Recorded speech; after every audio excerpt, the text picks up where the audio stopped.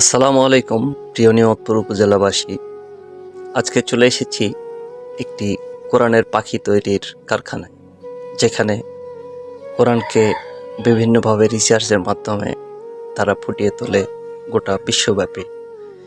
যে আয়াতটি আল্লাহ সরাসরি দুনিয়ার বুকে নাজিল করেছেন, এরাই সেই আয়াতগুলোকে আপনার আমার ব্রেনের মধ্যে সেভড করে দেয়।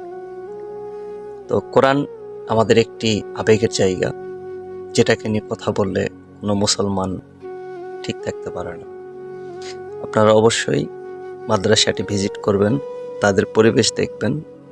আপনার সন্তানকে অবশ্যই তাদের মাদ্রাসায় ভর্তি করবেন।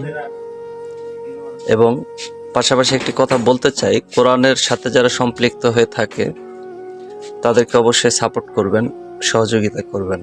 কারণ কথাটি মনে রাখবেন, টাকাটি আপনি হয়তো তাকে দান করছেন, কিন্তু এই ছোট্ট দানের মাধ্যমে আপনি কত উপকৃত হবেন, যেটা কিয়ামতের মাঠ ছাড়া বোঝানো সম্ভব নয়।